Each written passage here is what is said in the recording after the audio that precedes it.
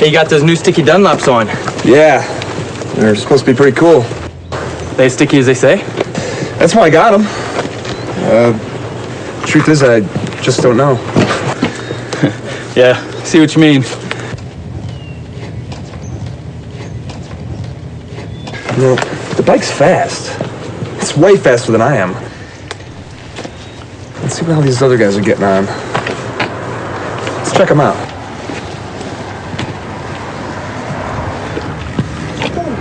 Whoa. Oh, whoa. Now, this guy's brave. He can really lean it over. Hey, look at those foot pegs all ground away. Jeez. And that tire. Gosh. Can I help you gentlemen with something? Is this your bike? Yes, she is. Hey, how do you do something like this with a bike like that?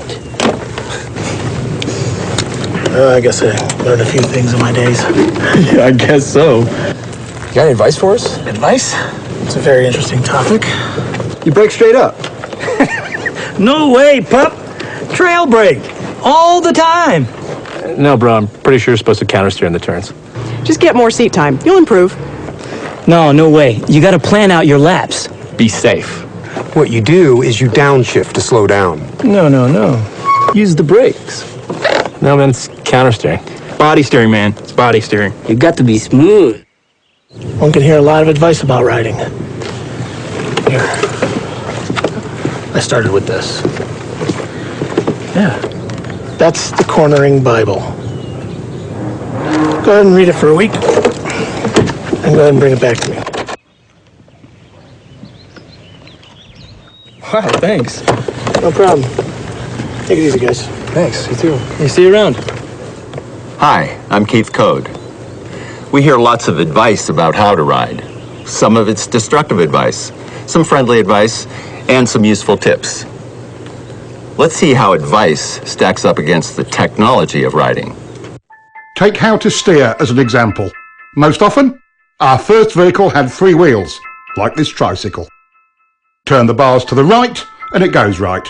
Turn to the left, and it goes left. Simple. Our first ventures out on 2 wheels usually involved training wheels. Now we have a 4-wheeler. From the tricycle experiences, we instinctively turn right to go right, and it works. In the time-honoured method of training, we raise the training wheels. Now we have a recipe for disaster. We've lost 2 wheels. It's now a frighteningly unstable machine. The child expects it to steer like everything else she's ridden. Look what happens though. She steers to the right and the bike tips over to the left, just like all 2-wheeled devices. Just go for it. Even with all the bad advice, out of our sense of survival, we somehow make it work. She doesn't ever But balance do yet. we Lower the training understand wheels. You'll kill the her. underlying technology of it? All 2-wheeled vehicles steer differently to 3- and 4-wheelers. To go right, you apply pressure to the right handlebar. That action initiates the turn. The bike then leans over and the front wheel turns into the turn. It's called counter-steering. That's why training wheels are so confusing at first. It's counter to everything the child has learned.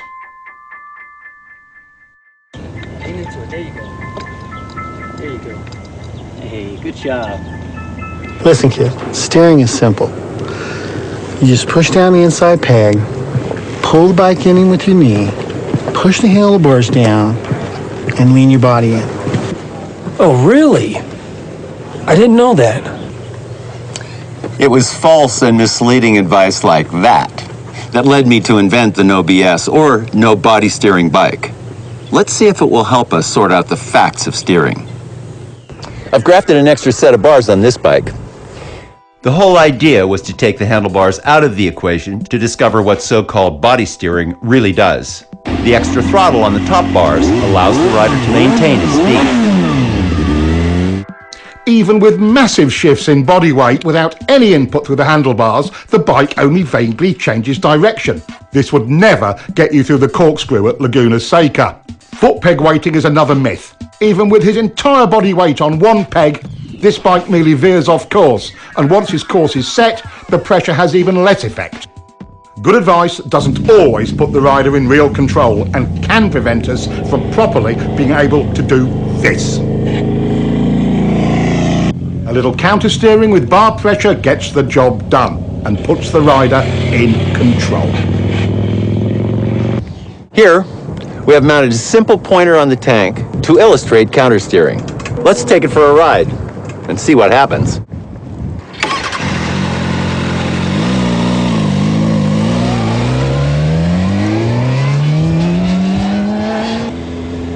See how the pointer shows the bars moving first to the left and then right, and vice versa? This is counter-steering. It's the only way to accurately steer a motorcycle. It really is simple. Just press on the bar and the bike responds instantly. That's all you do, and it works all the time, every time, even with only one finger.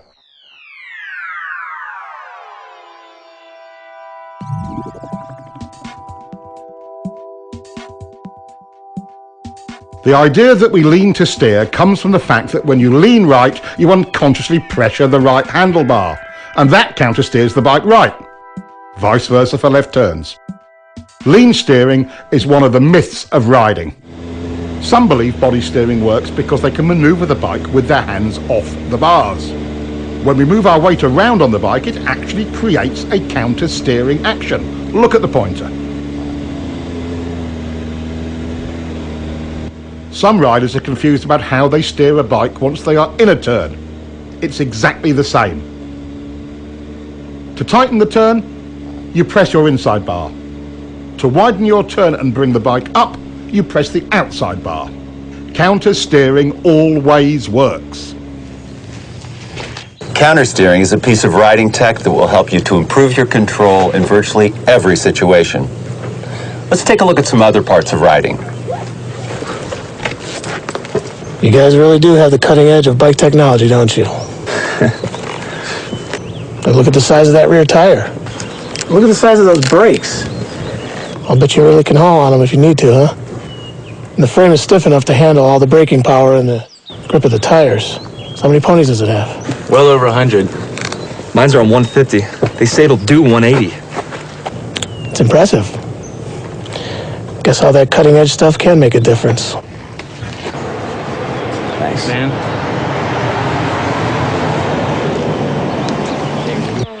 But sometimes the cutting edge cuts the rider. What's needed is the riding technology to match the machine's technology. After over a century of development, motorcycles are truly precision cornering machines. But that doesn't eliminate rider error. What stops most riders from being able to use all of that potential?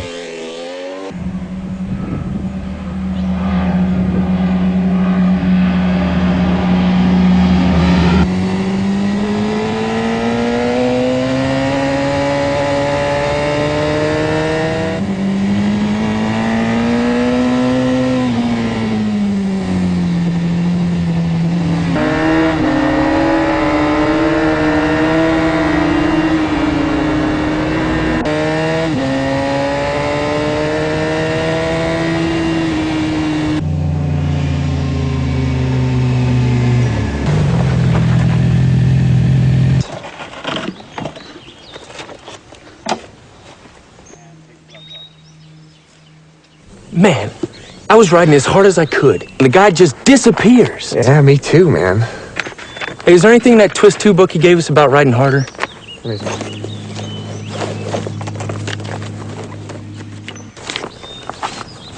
Here we go. To make real improvement, riders can expect to reach a high level of technical skill, but only if they ride at 75% of their limit. Everyone agrees that in some fashion, survival reactions or... Survival reaction? What's that? It's like fear? Yeah. Survival reactions, or SRs, are the ever-present barrier to riders reaching their goals. That's right. Every time I try to up the pace, I get myself into all sorts of problems. It's like I'm afraid to push my limits. But I'm not sure what I'm afraid of. It's me too. It's definitely my personal limit. I describe it more like mild panic. Oh, let's ride. Let's see if we can get out. Where's my key? Where's my key? What do you mean? I never took it out. It's not here. Look in the bag.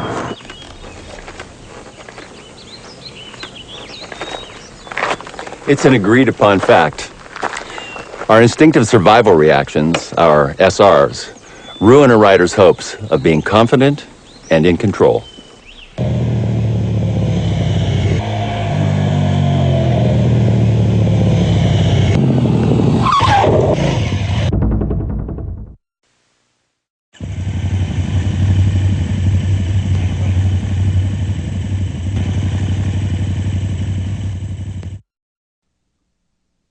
In riding, there are 8 distinct so-called survival reactions, or SRs, and we can see all of them in this one incident.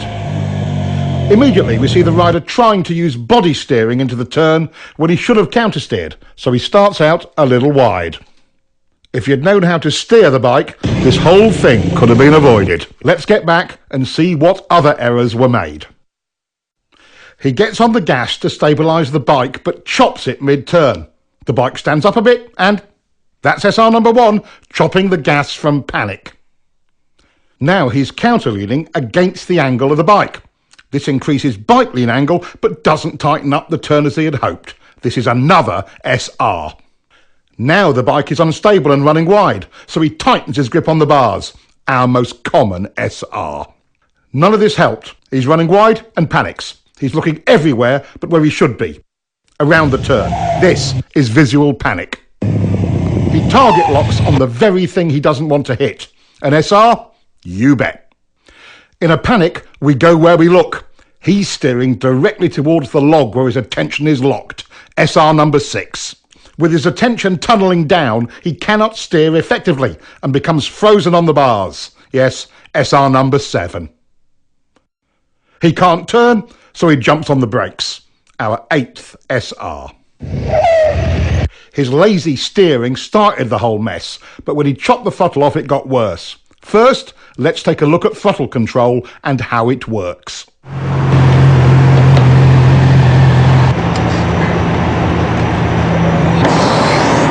How'd you feel? My bike felt terrible on those turns back there. How was yours?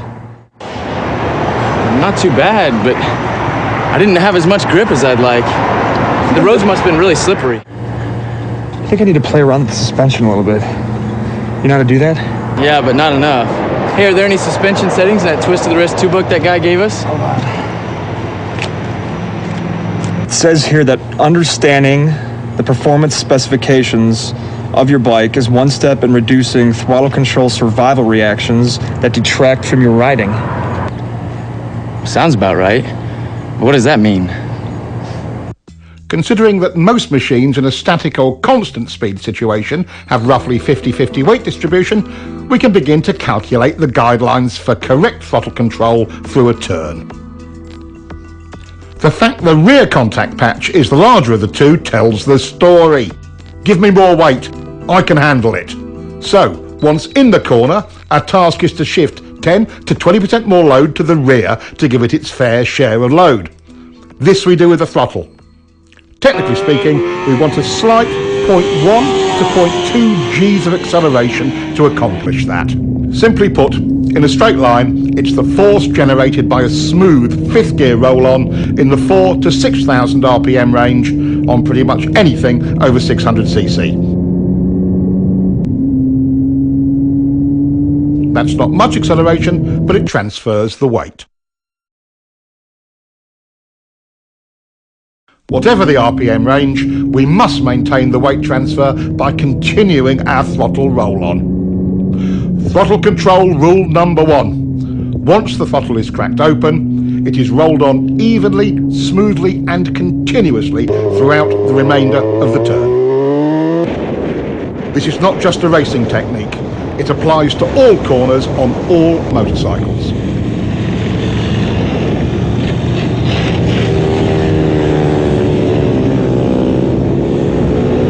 Once the correct transfer of weight is achieved using the throttle, any big changes in that weight distribution will reduce available traction, which is especially important in poor traction conditions. Once the bike is fully leaned over, violating rule number 1 with poor throttle control will underweight or overweight that particular tyre bike combination. Here again, even in poor traction conditions, good throttle control gives maximum stability and grip.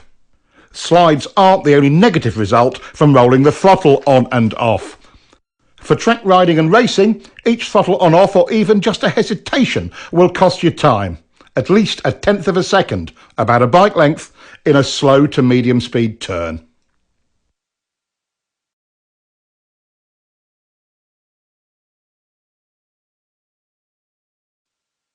In higher speed turns, the same throttle error will cost you even more. The effects of wind drag are substantial at higher speeds.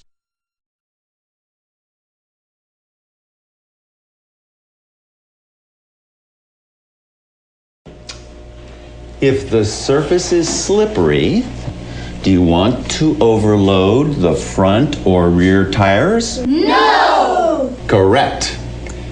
If you're rough or inconsistent with your throttle control, will it reduce traction? Yes! Exactly. If you have good throttle control, will the weight be distributed properly on both the front and rear tire? Yes! Exactly. Now, what is throttle control rule number 1?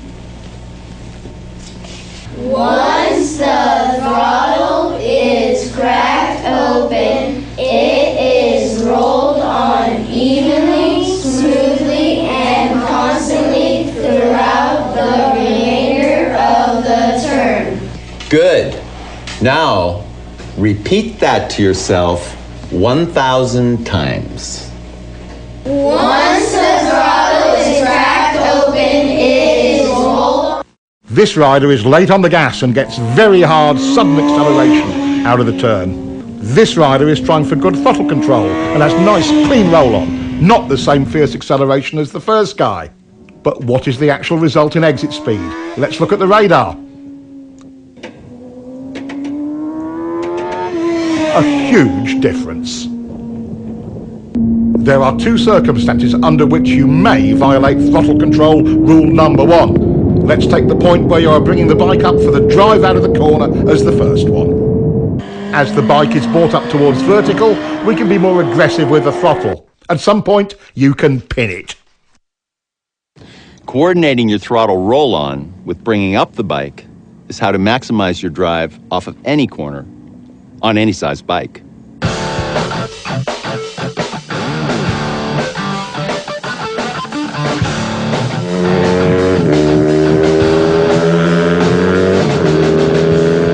Most riders wait until the bike is nearly upright before they increase the roll-on rate.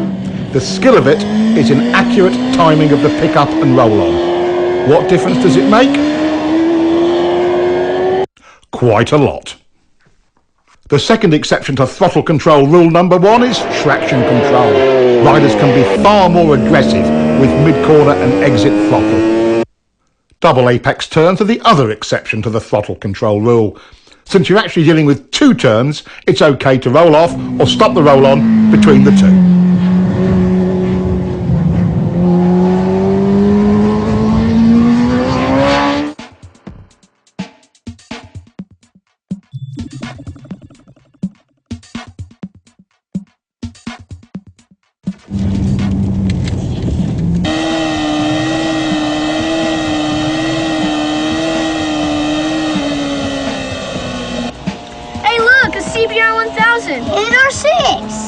Look at the guy on the Repsol. He's not smooth with the gas. I bet his wrist hurt.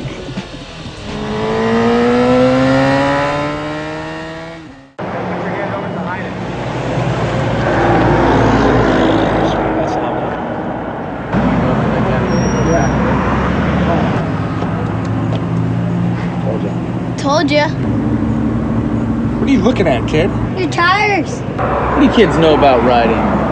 Once the throttle is cracked open, it is rolled on evenly, smoothly, and constantly throughout the remainder of the turn. How long have you guys been riding? About 3 months. Have you guys ever been in a riding school? No, but we got this book this guy gave us. Yeah, just keep reading it. Come on, boys. It's time to go.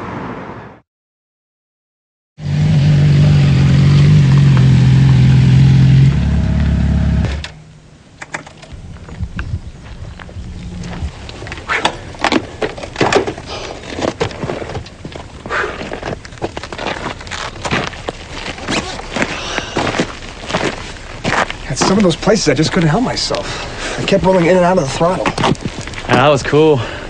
Completely perfect the whole time. Really? That's funny, because I still can't get a continuous roll on. That's SR1. Rolling out of and on and off the throttle when you shouldn't. That's right. Survival reactions. How could I forget that? Good handling means predictable traction, and good traction depends on your suspension working well. In mid-corner, on a properly set up bike, the forks and shock work best in roughly their mid-stroke range. With good throttle control, you can see the forks working in their mid-stroke in mid-corner. Is that as good as it gets? Is the bike happy? Are you happy when the bike is happy?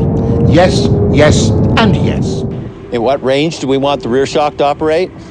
In the middle, of course. That's its most compliant range.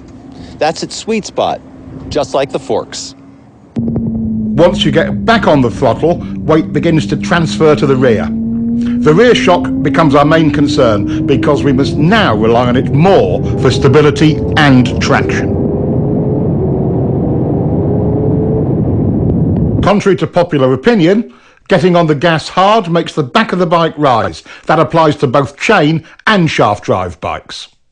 As it rises, the rear suspension becomes stiff. This results in the rear tyre not being able to follow the road's surface as well, and traction is reduced. This becomes abundantly clear when we look at front wheel speed compared to rear wheel speed on a straight.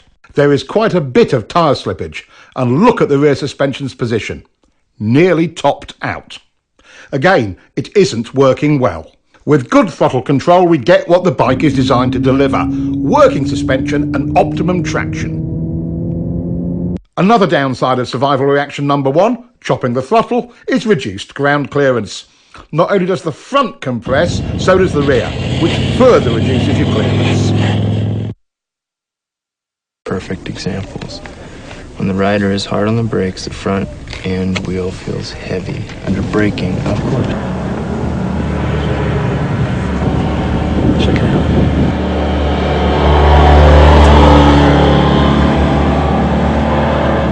Man, he is smooth. Good throttle control allows the suspension to work properly, and the bike is smooth. Let's see if we can catch him. Our new riders might have grasped the idea of good throttle control, but they certainly haven't mastered it yet.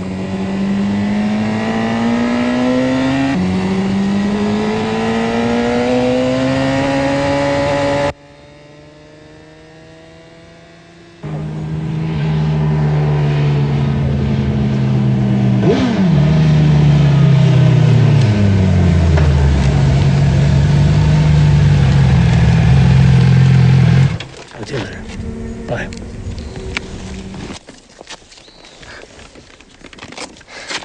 I figured you guys would come this way.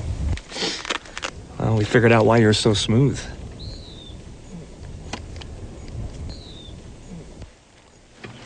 They've got it. Your forks, shock, and suspension settings create the potential for good handling. Your throttle control brings that potential into reality. Good throttle control has a major impact on slides. In controlled slides like these, good throttle control maintains stability. In unwanted or unexpected slides, chopping it makes it worse. Watch this. Good throttle control in reverse can save you from the high side. His smooth roll-off works much better. Practice your roll-off as often as your roll-on. When the time comes, it could make all the difference. Without getting into anything really nasty, like oil on the road, What are the usual conditions that activate our off-the-gas SRs? How about some of these? Water and sand are two big concerns for most riders. While you must not be aggressive with the throttle in situations like this, you certainly don't want to chop it either. What is your best bet if it's really slippery? Well, pick it up as best you can. The less lean angle, the better.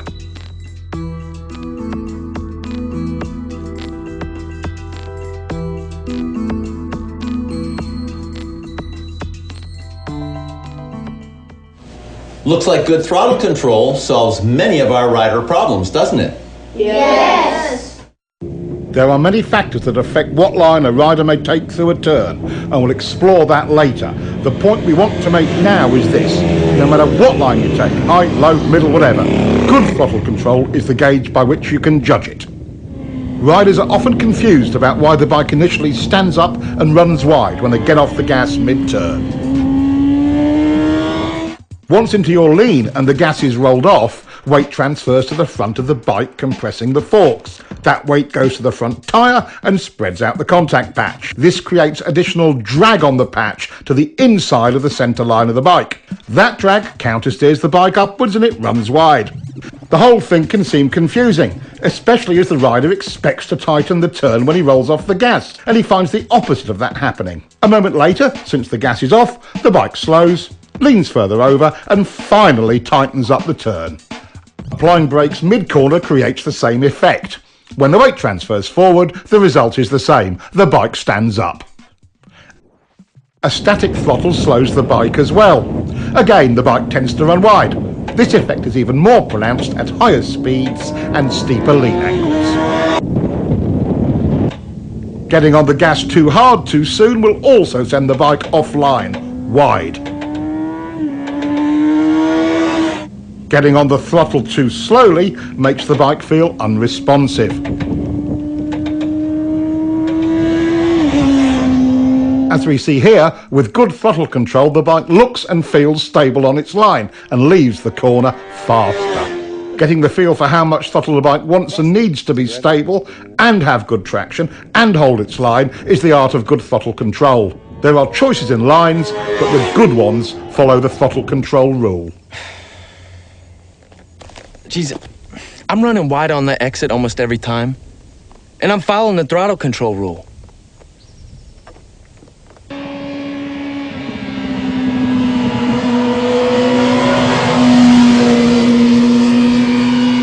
It doesn't make any sense. What's that Twistof book say? You get on the gas as soon as possible. Well, I'm definitely doing that. But still, I coming out, I can't hold my line. Well, yeah, mine's holding a line. It's just unstable at the beginning. I'm not running wide on the exit, but my bike doesn't feel planted until I get to the apex. I don't know what we're doing wrong. Let me take a look.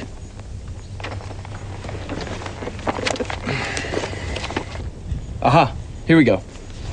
To meet the throttle control standard, steering is completed before you get it on. This doesn't mean at the apex, right before or just after, or at any particular part of the turn. It means as soon as possible once the steering is completed. I never thought of that. See, I was told you have to wait until you get to the apex. I've been scared to get it on before that. Let's look at all 6 of the off-the-gas results and see why it's so important to follow the throttle control rule and get back to the gas as soon as possible once the bike is turned. Weight transfers forward, changing our available traction. We've lost our suspension's mid-stroke sweet spot. The bike will tend to overreact to rough pavement and can become a bit twitchy. By creating some instability, the bike initially tends to run wide. As we saw before, we lose ground clearance on both ends of the bike.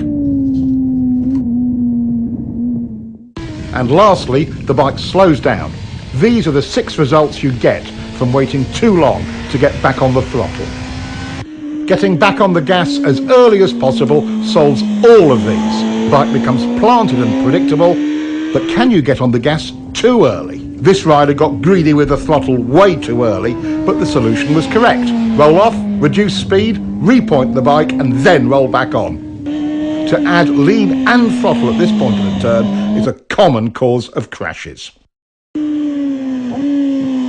But this is the way it really should be done.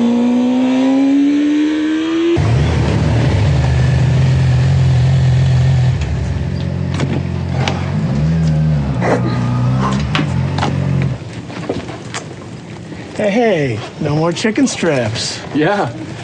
I guess we both have a better understanding of throttle control. And we're more confident in the level of grip. Right. Throttle control is the secret to getting the most out of your bike. But there's one place you really need to go to see if you have it nailed.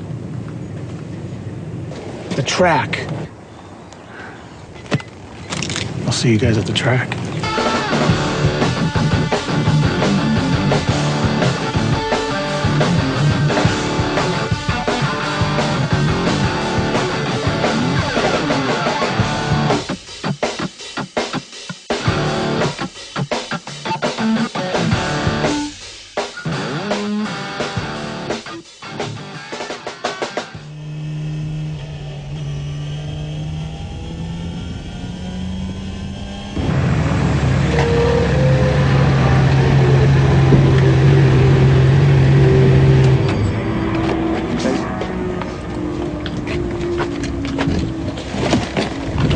I stayed with you all the way to that fast turn. Man, you just pulled away like a train.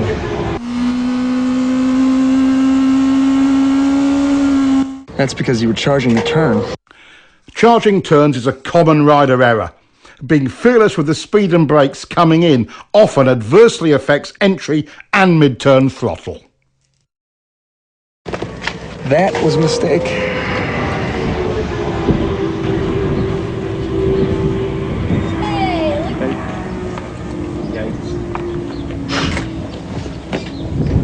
All right, so when my arm is rising, I'm rolling on, and when it's falling, I'm rolling off. So my left hand is telling you guys what my right hand is doing, okay?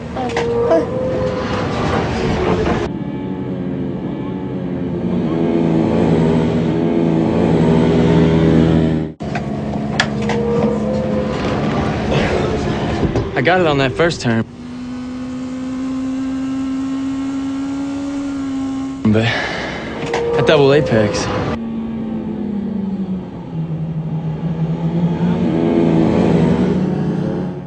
Well, man, you're still charging the turns. Yeah, you're right. That's SR number one in another form. I'm greedy with the gas going in there, then coasting and losing too much speed. Charging your turns just masks your sense of speed. Let's take a look.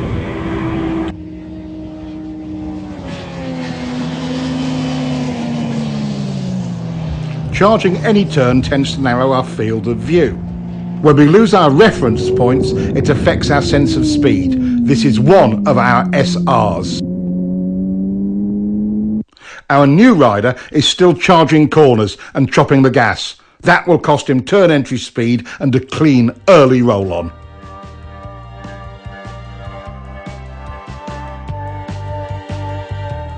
This looks pretty rough. Even in slow speed situations, the throttle is our friend. Nothing else will stabilise the bike.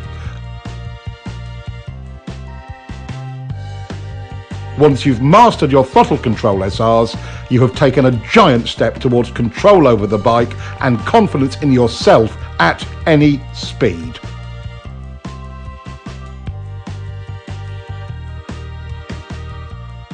Understanding your bike's needs and wants is important. You don't have to be world champion to see throttle control optimizes your bike's suspension, smooths out rough surfaces, helps you hold your line, and optimizes traction in practically every situation.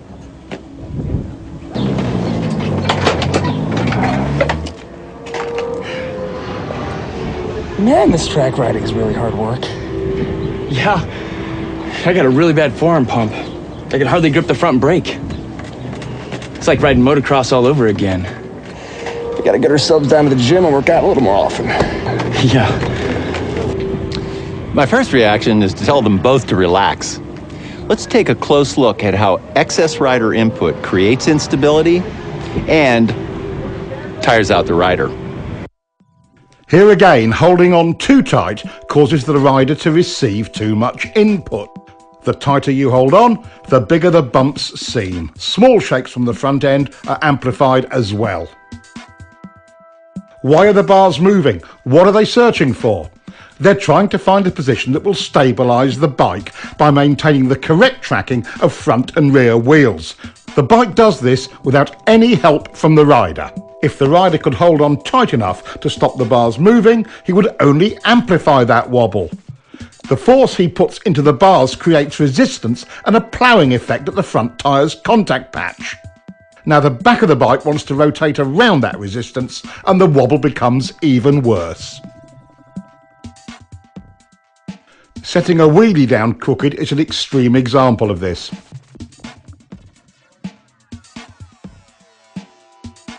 Let's look again. When the front wheel is not in alignment with the bike's direction of travel, there is a huge resistance created at the front contact patch. The wheel immediately tries to realign itself with the bike's direction of travel. Take a look at the massive deformation in the front tyre as it sets down. When the rubber springs back into alignment, the front end shakes. Look at the difference in front end shake the rider is creating when he is too tight on the bars. Being stable on the bike but loose on the bars reduces bike twitch.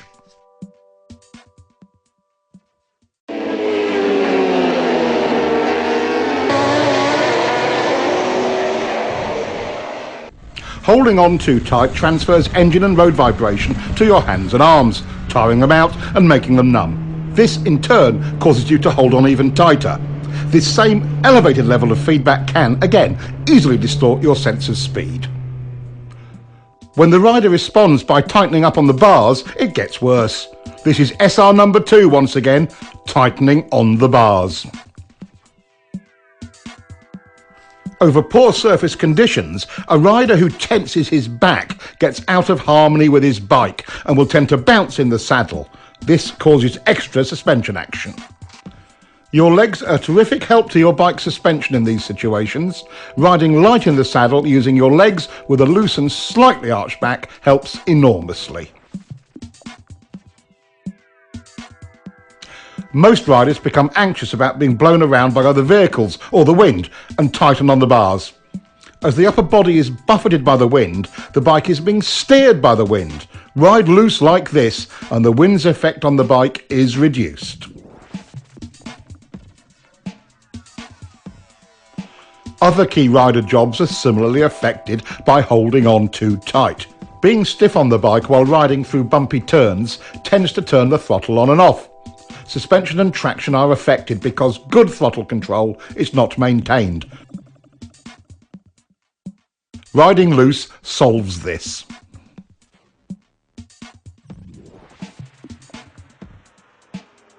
Riding rigidly can shake your helmet and blur your vision. The more you try to brace yourself and hold your head still, the more it shakes. This can even make your neck sore. Limber and loose is smooth. Do you ever find yourself making steering corrections while in the corner? This is another part of survival reaction number 2, gripping the bars too tightly. As the bike runs wide, or feels like it's running wide, survival reaction number 2 kicks in and steering corrections occur.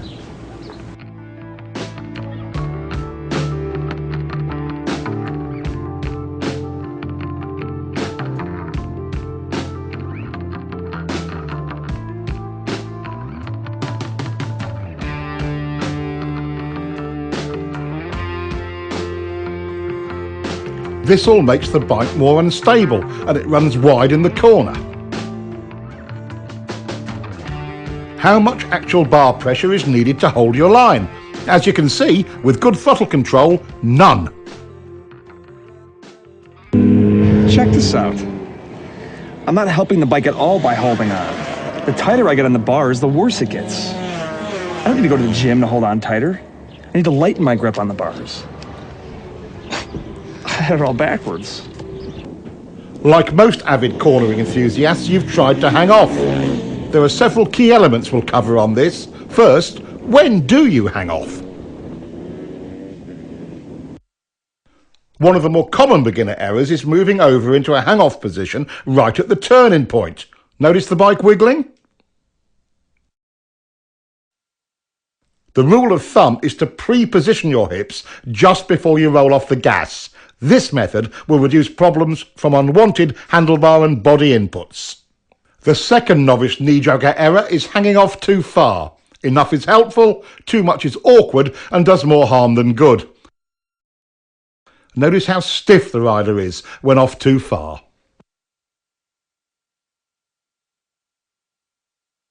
One cheek off the seat is enough. These two simple rules will get you started. Hang off early and not too far. The opposite of hanging off is crossed up. This reduces control, exaggerates lean angle and makes the rider twisted and tight on the bike. With a hung-off body position, control improves. Lean angle is decreased and the rider is in alignment with his bike and relaxed. Compare the two. With the speed and line almost identical, look at the difference in exit lean angle.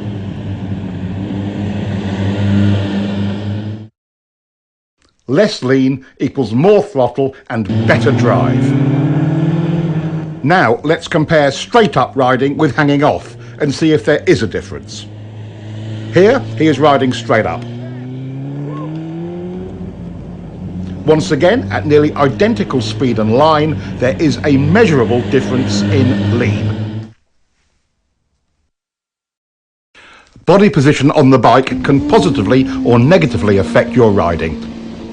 He could have gotten over sooner for this corner.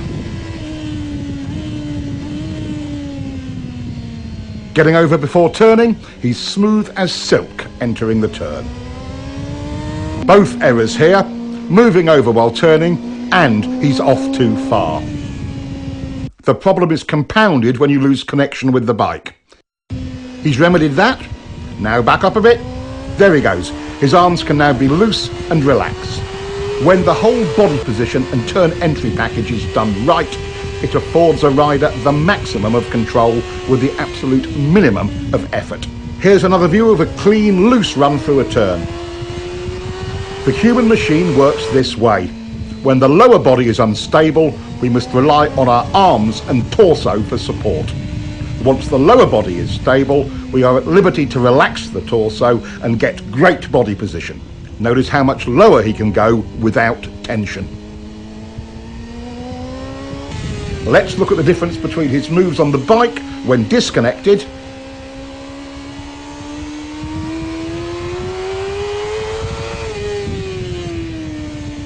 and compare that to locked onto the bike firmly. Much more relaxed and in control. The crossed up riding style looks even worse from on board. Everything about the rider is twisted and unnatural. Head, shoulders, even eye position is strained. One last look at the difference between riding crossed up and stiff on the bike and riding in alignment, well connected and loose.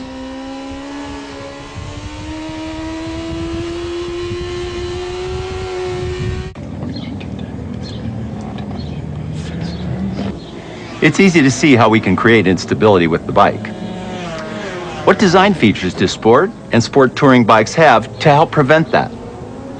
Why do sport bikes even look the way they do? High-backed seats anchor the rider more firmly, reducing the need to hang on by grabbing the bars too tightly. Large tanks help provide a better perch on the bike. Some riders use it for elbow or forearm rest during cornering. They can also provide a resting place for the upper torso. Knee cutouts on the tank's side provide a more stable way to hold on, allowing the rider to use the bars less. Rear set foot pegs are really important. They give the rider a more stable perch for moving around on and steering the bike. If this bike had cruiser pegs like this, it would be unrideable. In fast turns, trying to anchor yourself firmly on the bike requires something to hold on to. Unfortunately, the inside bar is the handiest thing, resulting in the rider pulling on it. This makes the bike go to the outside of the turn because you are counter steering. Gripping the bike with one or both legs eliminates this problem. Resting an elbow on the tank can help. The hanging off style can have another unfavourable side effect. By pulling yourself from one side of the bike to the other using the bars, you will make the bike wiggle.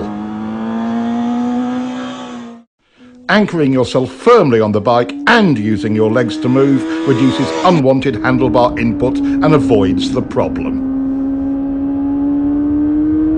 Is a motorcycle truly out of control when it's sliding? How do you save it when the front or rear tyre gives up traction? Why don't the fast guys always crash when their bikes slide?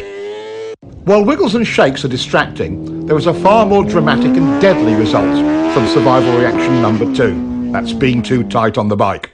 This is the stable position for a front wheel during a slide. What would happen if the rider resisted this movement?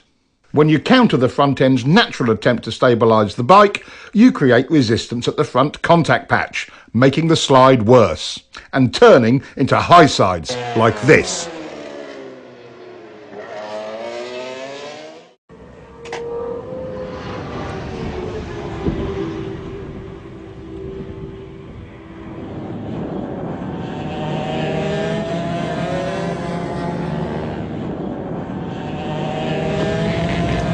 My rear tire must have gone off. Sliding in turn 3. Problems? I didn't know you were out here. Yeah, sliding in turn 3. How's your throttle control through turn 3? Really good. I've already worked that out. You have any arm pump? Yeah, now that you mention it, I think I do. Well, being tight on the bike can start little slides before you get anywhere near the limits of traction. Really? It's not the tire? Well, can you ride it just to see? Sure. Always wanted to ride one of these.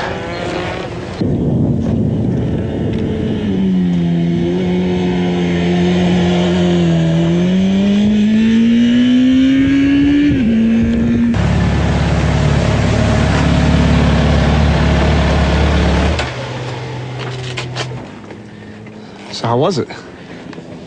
Oh, the bike's great. Thanks for the ride. Oh yeah, your tire's fine.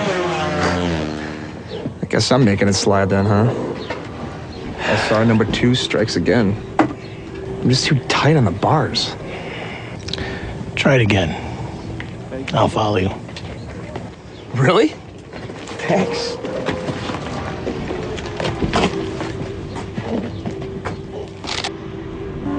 While he may not be really fast yet, our new rider is making real progress.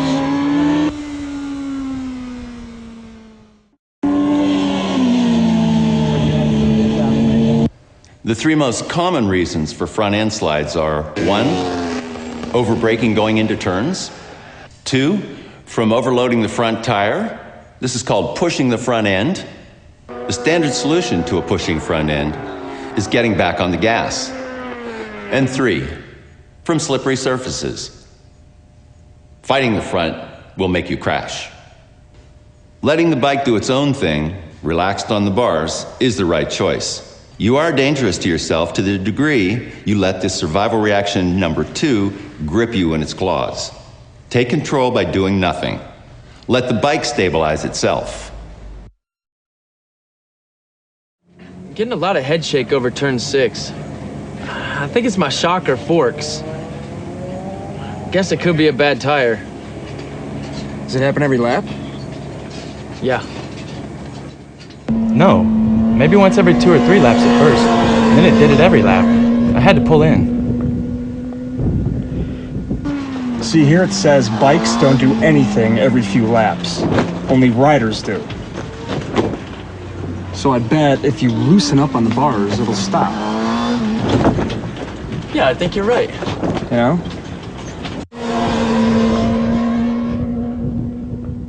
We can contribute to or detract from the bike's inherent stability by understanding its demands and eliminating any unwanted or unneeded inputs. Take braking. With the weight forward, stiff arms, and up on the tank, the bike stoppies. With less bar pressure and the rider stabilised by the tank, the bike is more stable. Back in the seat with loose arms gives controlled braking. Even with severe lockup, control is much improved. An all too common error is twisting to the inside of the bike. He's trying to gain stability but creates tension. Even if you don't hang off the bike, stabilising your body is still important.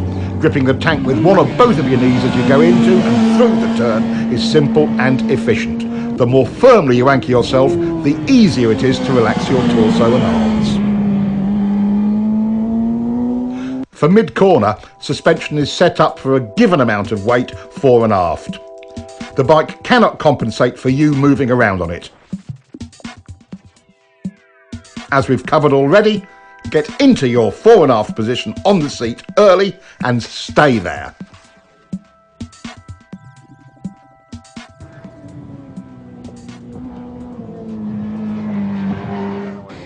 Just to recap, your bike's suspension can be adjusted for a variety of road and track conditions, but you cannot adjust it for excess rider input. By being loose, the rider allows the bike's suspension to perform at its best.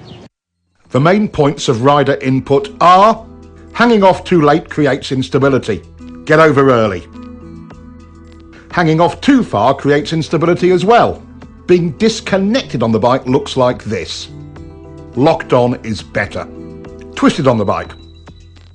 Going with the bike. The seat provides stability, and so does the tank.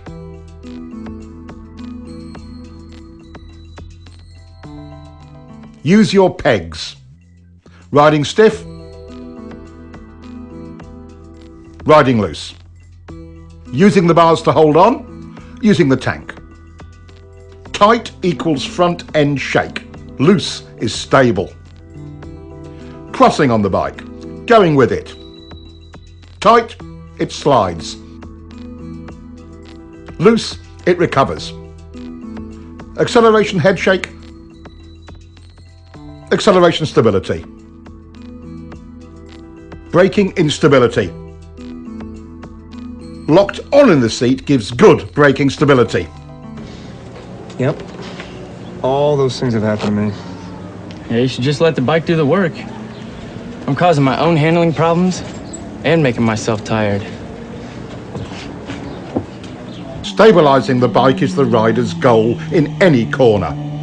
Throttle error or entering a corner too fast are two of our known enemies in getting that result. But perhaps the most important of all is your line through the turn. Having a poor line through any corner makes the rider's job of stabilising the bike with good throttle control all but impossible. We've already explored counter-steering and know it gives us effective and precise control of the bike's direction. But there are three underlying principles to steering that you must understand. There are three tools we use for executing our line. One, where you begin the turn.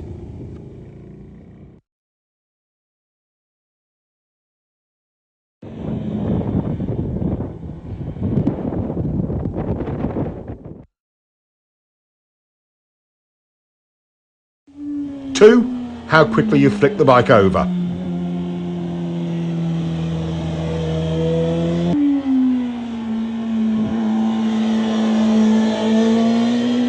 Three, how far you lean it.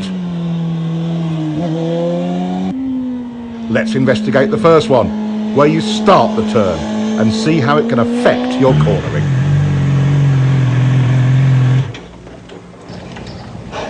Hey, you're doing good, huh? That's getting better. Looks like it. I'm getting a feel for throttle control, but it's inconsistent. One lap I'm good, the next I'm stalled on the gas in the same turn. I know what you mean. My line changes from lap to lap, so I don't always have the confidence to keep rolling it on.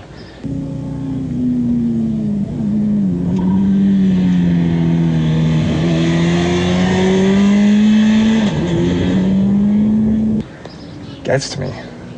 Yeah, that happens to me too. It totally blows my confidence and I'm right back to rolling it off. I hate when that SR happens. Yeah, well, it says here that there are 11 things that are influenced by where you turn into a corner? 11 things. Guess what? Both of our problems are on that list. Really? Yeah. But what is the solution? What can you do to bypass these problems? The answer is too simple. Find and use a good turn-in point. Finding a turn-in marker and using it will give you consistency. It helps you avoid problems like inconsistent lines and throttle errors. How can you find a good line? Once you establish a reference point, the trial and error method will tell you what works and what doesn't. That tar snake on the pavement is a good reference point. He tries a later turn-in, but that chops up his brake release. A little earlier runs him too wide and the throttle goes off and on. Right after it, he carves a clean line and, most importantly, the throttle control is great. Let's look at some cornering theory. What kind of line would allow you to get back on the gas most easily for good throttle control throughout the corner? One that starts here? No. Good. One that starts here? No. All right. How about this one? Starts here? Yes. Good. There are actually 11 ways your turn entry position or your turn-in point affects how you corner. First, let's look at your overall corner speed. He's taking an early turn-in, resulting in an inside line. It's plenty fast coming in, but slower mid-turn and exit. Turning in later, trying to straighten out the turn, allowed him to get back on the gas earlier. Your entry point has a huge effect on overall corner speed. While the low inside entry had a high approach speed, it was slower mid-corner and exit.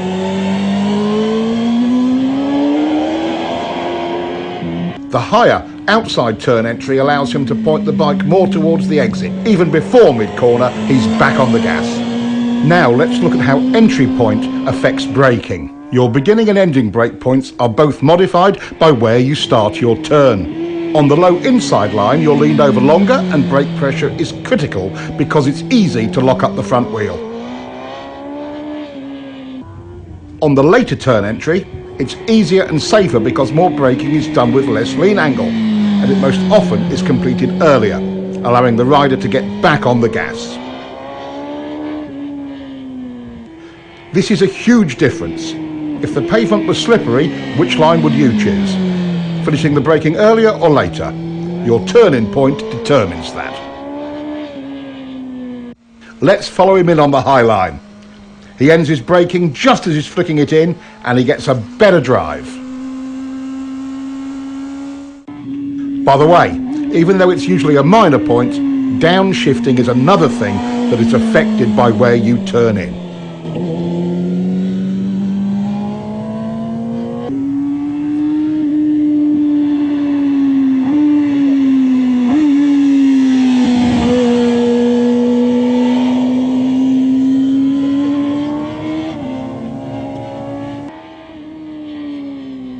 Of the key tools of turning, one is how quickly you can get the bike over. It's easy to see how the early and later entries compare in this regard. The low entry requires lazy steering. You can't flick the bike onto its line. The later turn-in allows for a decisive steering commitment to the turn. Mid-corner and exit stability and speed start when the gas comes on. Watch both lines to see where the gas comes back on.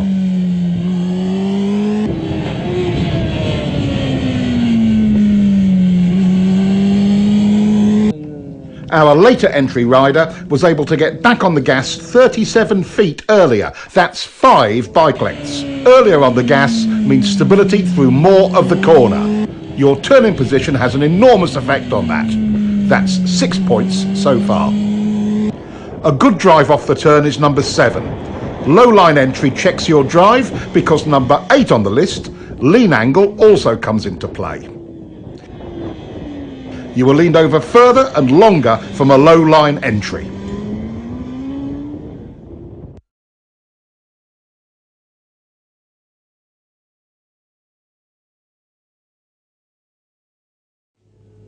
Seeing a line that is taking you too wide does not inspire confidence.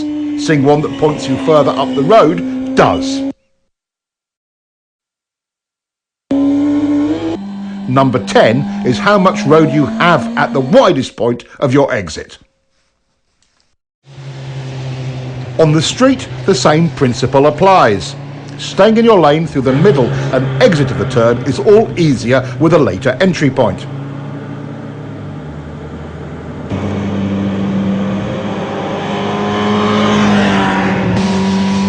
This helps reduce panic and provides riders with a greater margin of error in regard to oncoming traffic. The 11th and final aspect that is affected by our turn point is mid-corner lean angle correction. While they may seem like a fact of life, they're a common rider error that results from this same tech point: early turn entry.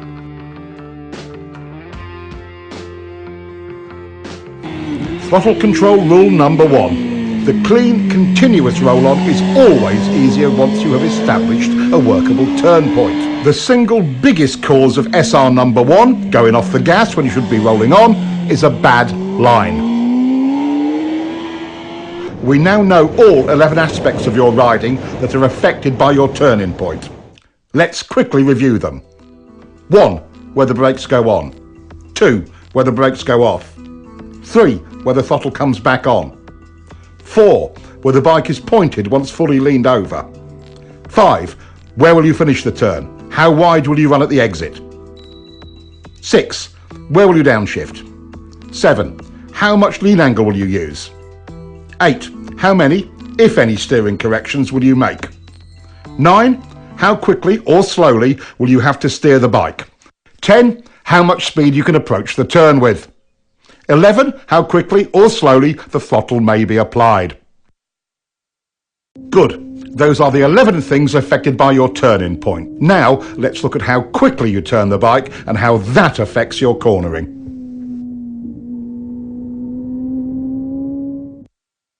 How quickly do you need to turn? Not very quick in this situation. It would be silly to quick flick the bike when you don't need to.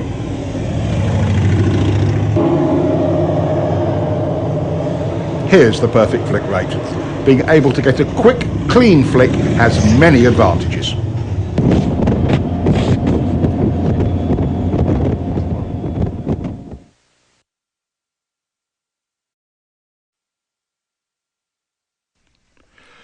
How does the rate you flick the bike affect your line in any series of corners, like these S's?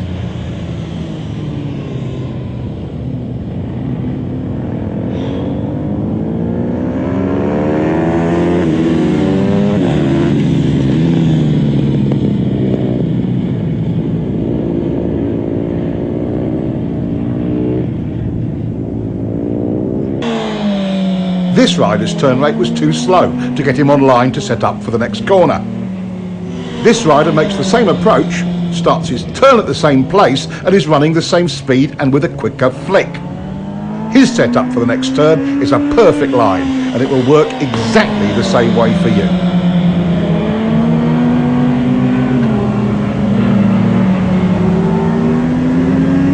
Once you begin your turn, where do the cornering forces start to push you? Outside or wide in the turn. Exactly. If this is your intended line, and you're lazy bringing the bike over, where will you go? Outside or wide in the turn. So, if you flick the bike a little quicker, would it get on that line? Yes! Class, you are brilliant today. Since we don't like to run wide in turns, and for a very good reason in situations like this one, we must continue to lean the bike further and further to make the corner. Lazy steering forces you to lean the bike more than is necessary, and you'll be leaned over longer. Let's compare.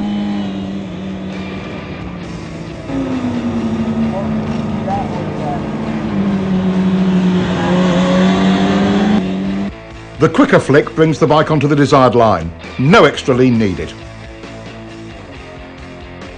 Look how much space he has on the outside of the turn. That would come in handy on the street, in an emergency, or on the track for speed.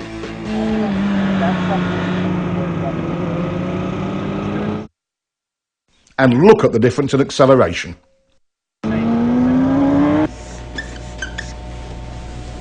What are the immediate benefits of getting the bike turned quicker? More control. Yes, that's true. But why do we have more control and confidence? Earlier in the gas, better throttle control. And better traction. It's not leaned over as long. More choices on your lines. You get on your line earlier. Less lean angle. I think you've got it.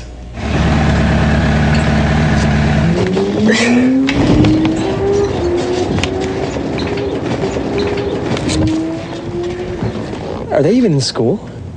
Maybe that's a version of homeschooling, huh?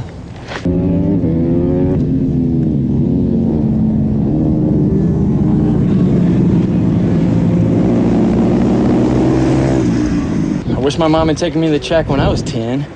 I'd be a world champion now. Yeah, you're right. The approach speed and turning point for both riders was very similar.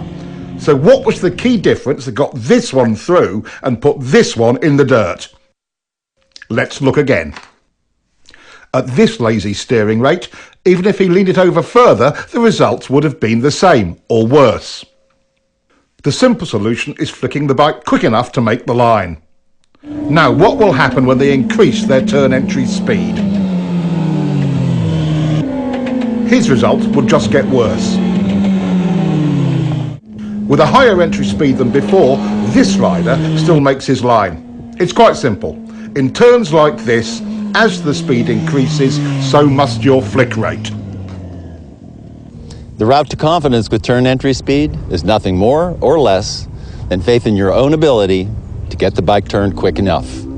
Okay, we want to be able to turn the bike as quickly as possible for lots of reasons, like accident avoidance, to not run wide in turns or off the road, avoiding being late on the gas and adding excess lean angle.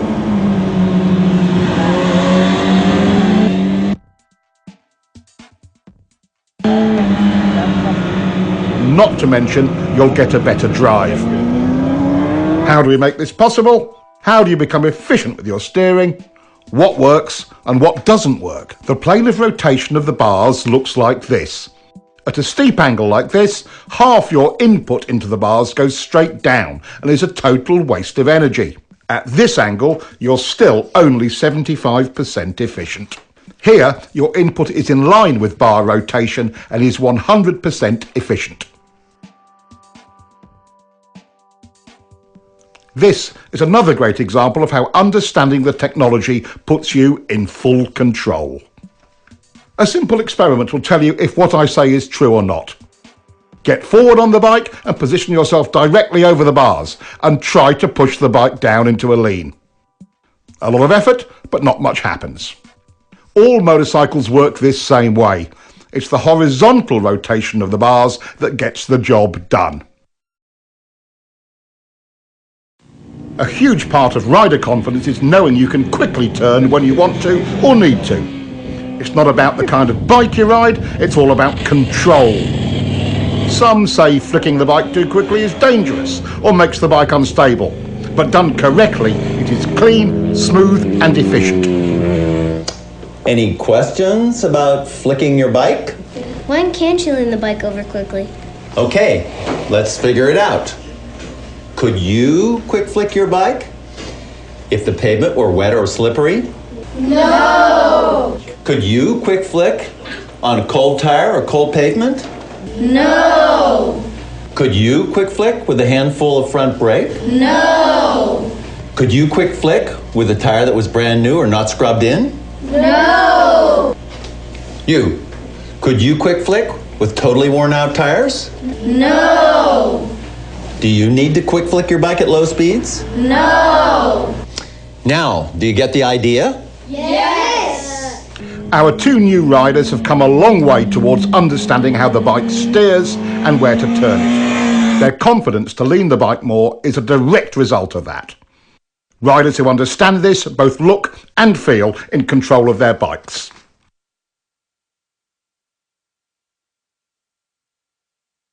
It's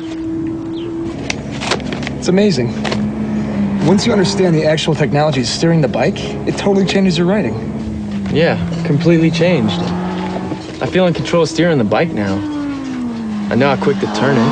I know when and where I need to lean it. It's like I'm seeing the turns completely different now. My SRs are way quieter. It's so simple. Yeah, once you understand it. In double apex turns like this one, things can sometimes feel a little busy. Trying to maintain a continuous throttle roll-on only runs you wide, because it's really 2 turns.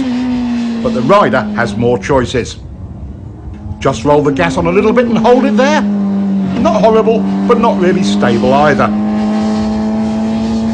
Get on the gas, and then off to turn it for the second part of the turn, then back to the gas. But that only chops it up, doesn't it? He could go in hard and brake a bit, then on the gas again. That could work, but you'd better be super smooth. Okay, how do we do it? Timing is critical. Getting back into the throttle early stabilises the bike. Then, mid-corner, instead of rolling it off, he just stops rolling on.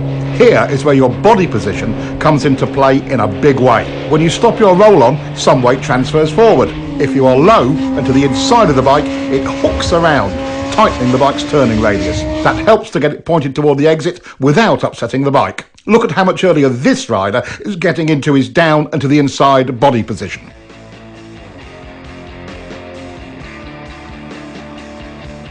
Here we see an average hang-off position.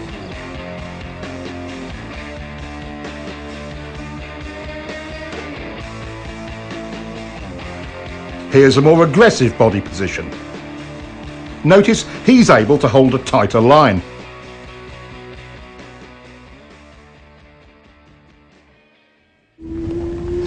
Now that's the hook turn technique and can work in almost any cornering situation. On the road, this technique can be used quite effectively if you find yourself running wide in a turn. Dropping to the inside and down position, plus a smooth roll-off or momentary hesitation, not a chop-off of the gas, tends to tighten the turn for you. And don't forget to look where you want to go. That's way better than the alternative. Here is a technique that can aid you greatly in your efforts to steer your bike accurately. We quite naturally push off or pivot from our trailing foot to produce maximum power and control. With that in mind, using the left leg to generate the power to press on the right bar and vice versa is a logical step. It provides the rider with maximum stability on the bike. Stability equals control and strength. As we lock our lower leg into the bike from the foot peg to the tank, we begin to create lower body stability. The next step is a slight tightening of the thigh muscles. This locks the pelvis in position, which then provides a stable base for the whole torso. With the torso stable, the rider's ability to apply pressure to the bars is vastly improved. We call this pivot steering. You might call it power steering, because once you master it, it feels so easy to steer the bike. Work on your quick turn. It pays huge dividends in control and confidence in any situation on any bike. Now that we know what a turn point is all about, how often do you get it just right? Is it usually too early or too late? Too early. That's right. Riders tend to turn in too early, and there is a reason for it.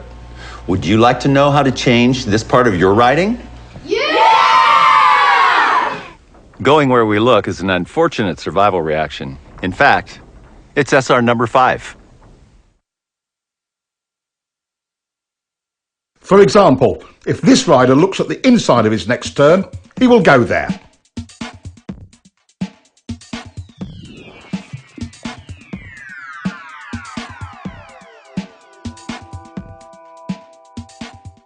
Once our attention becomes fixed on something, we steer towards it. In common parlance, it's called target fixation. And that's what causes riders to take too early an entry into corners, or run wide, like this. We already know what the results of turning in too early are. Training yourself to look in without turning in is how we overcome this SR. We call it the two-step technique.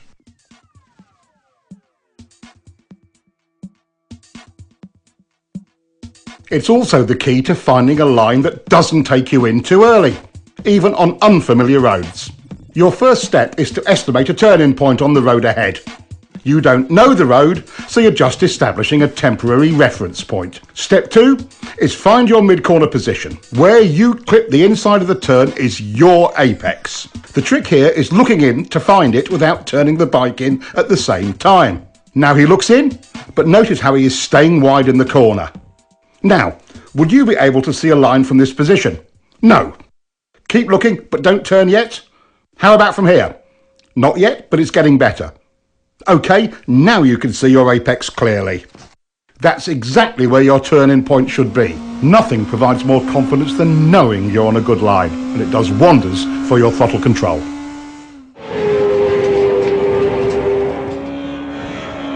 Hey, you're really starting to get that bike turned. Yeah, I just wish I was more consistent with my lines. Feeling kind of lost. Well, you know there's 4 chapters in here about vision. There's a technique in one of them. It's called the two-step that's supposed to help. Two-step. Let's take a look and see if we can sort out his inconsistent lines. He ran pretty wide on that pass. Let's see how he is timing his look-in and turn-in. Big mistake. He's looking and turning. Now he's not running as wide, but it's another different line. The two-step visual technique solves more than just where to turn into a corner. It can also help with your consistency. In the end, your lines will only be as accurate and consistent as your visual skills. Knowing exactly where you want the bike to go before entering, using the two-step technique handles that.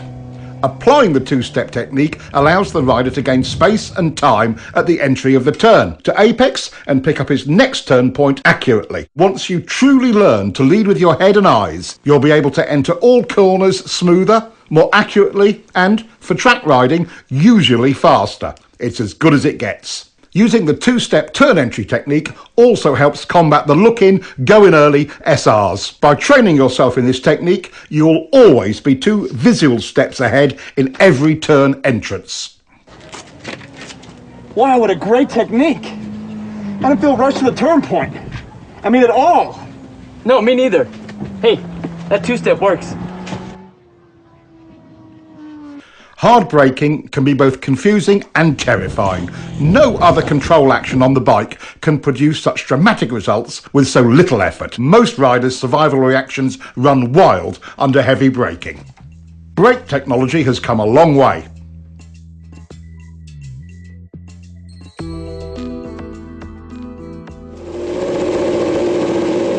These improvements give riders far more choices on how to brake. But the laws of physics still govern how hard we can use them. Brakes, just like the throttle, are lean angle sensitive. The more lean angle you use, the less you can use either of them. This brings up all kinds of questions about technique. Should I do all my braking straight up? Or should I trail the brakes into the turn?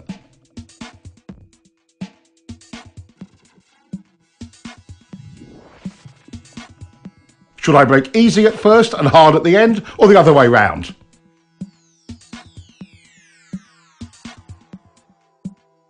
How about easy, then hard, and then easy again?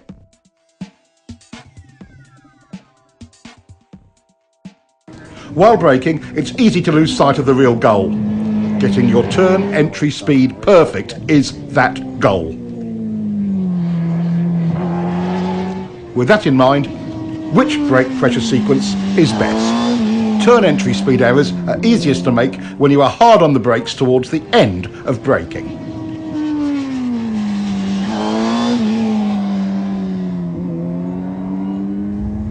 In the fine art of braking, gradually trailing the brake off is the way to accurately find your entry speed.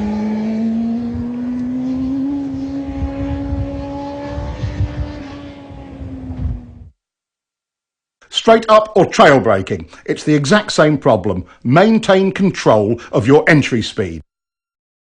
Overbraking, SR number 7, often creates other problems like poor throttle control and extra steering corrections. Both unsettle the bike and can even cause excess wheel spin. Panic braking in the middle of turns is something we try to avoid because it stands the bike up abruptly.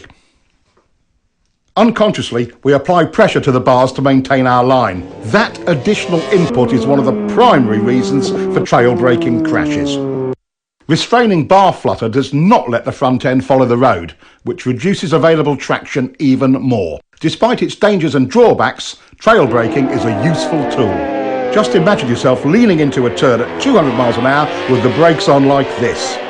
If you have to brake in a turn because of an emergency, like debris or a surprise decreasing radius, bringing the bike up as you do it is your best hope for not washing out the front end.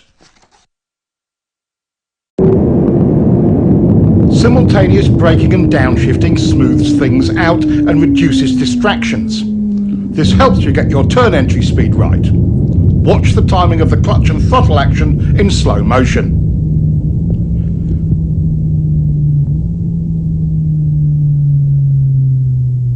Slipper clutches seem to make this unnecessary, and modern electronics will probably make it an obsolete technique someday. Too bad. It's quite fun when you get it right the old-fashioned way. Riders come up with all sorts of strange variations to solve braking and downshifting. He's downshifting first and braking later. That's unnecessary engine abuse. Use the brake first. Pads are cheap, engines are expensive. Some just downshift and don't bother to use the brakes at all. In some situations, when brakes aren't needed, that's okay. But again, pads are cheap. Letting the clutch out slowly seems to solve it for some riders, but that's just extra wear and tear on the clutch and drivetrain. Here, he's revving the motor, but the clutch release is so slow he loses all the revs from his throttle blip. Many riders use this sloppy method of downshifting. No revs at all and a slow release of the clutch.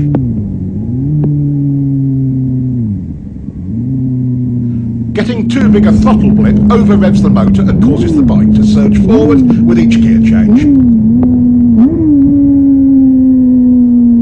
Another common error is over-revving and varying the brake lever pressure from the exaggerated wrist movement. This is choppy and causes the bike to pogo. Too early downshifting uses the engine as a brake and over-revs it.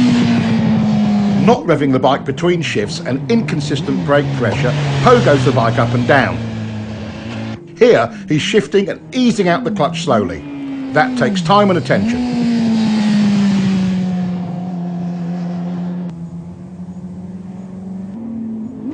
He's revving it, but too high and still on and off the brake lever, pogoing the bike.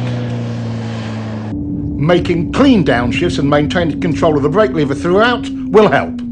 Letting your fingers slide over the brake lever while you control the pressure works really well.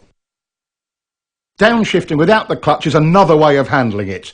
Careful timing of the throttle blip and the gear lever makes it surprisingly easy and smooth, with or without a slipper clutch. It may take some practice to make them perfectly smooth.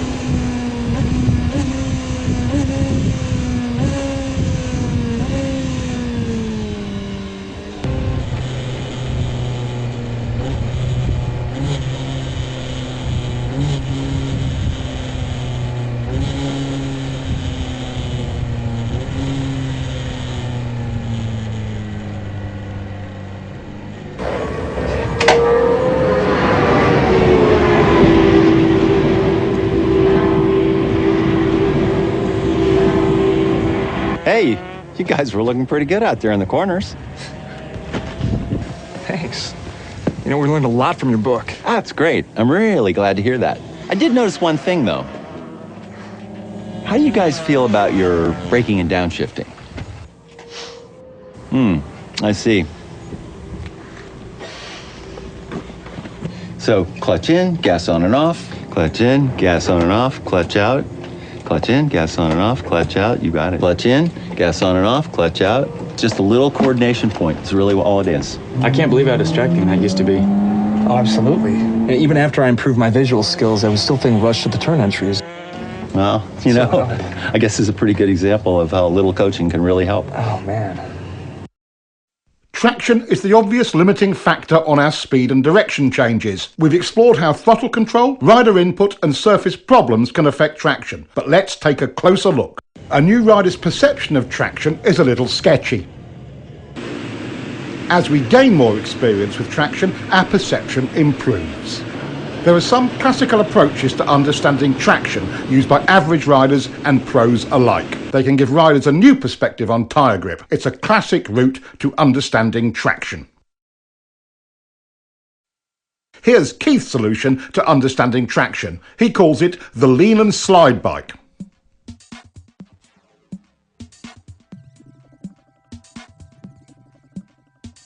About this time, most riders would chop the gas in panic. It takes a lot more to lose traction than most riders think, but there are situations you should be aware of. Of course, if the tire was new and not yet scrubbed in, or too old, too cold, tire pressure was wrong, over or under inflated, if you were riding on a slippery surface or a polished surface, leaning the bike over too far, other mechanical problems, it would slide. The slide bike helps train riders to avoid slide errors. Watch what happens when he chops the gas.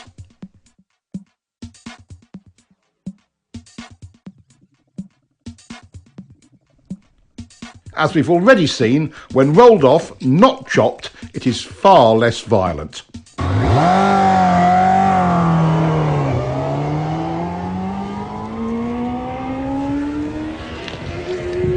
Overriding the grip of new or cold tires is a classic novice riding error. Even at relatively modest lean angles and speed, a cool tire on a cool day can surprise you when you first go out. It doesn't take much to slide. Tire grip and temperature are proportional.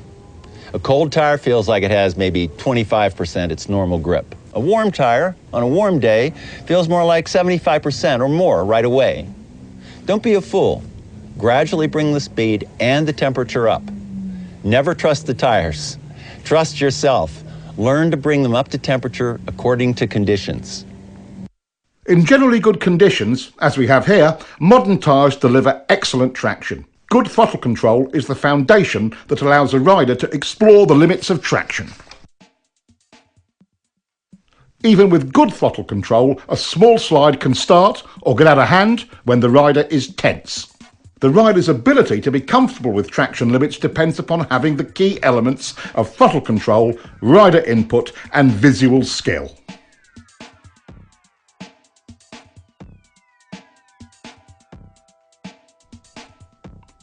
Two other aspects of traction are important to understand.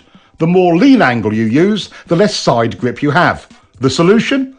Even when the rear tyre is totally lit up, bringing the bike up into the slide helps the rider maintain control. The lean and slide bike is one of the training methods used at Keith's school to help riders gain that confidence and experience with traction.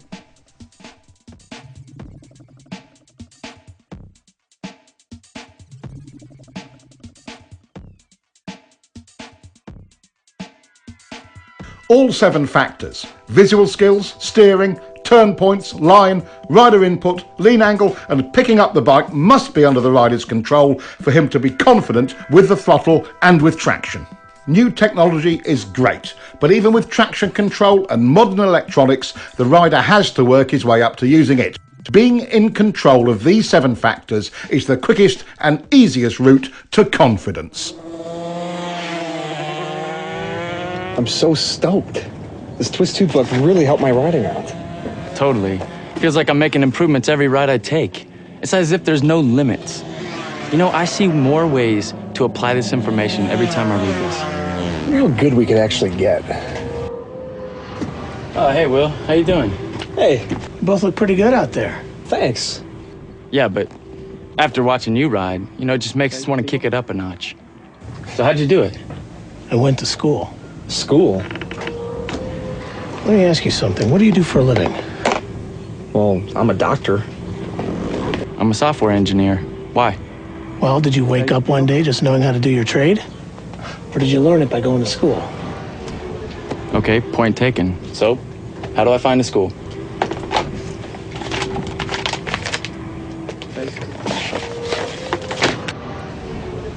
Is this where you went? That is where I went. California Superbike School. Really? Best training you'll ever get.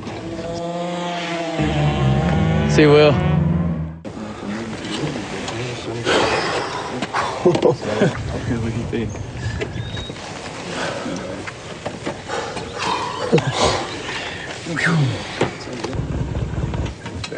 You guys must really push it hard. How do you ride that thing to the edge? I've learned a few things over the years. You got any advice for us? Advice? There's a lot of advice out there, guys. Why don't you get the real tech on riding? We'll lend you this copy of the Cornering Bible. We'll be here next weekend. You can give it to us then. Twistof the Wrist II. Wow, thanks a lot, guys. No problem. Looks like I have to get myself another copy.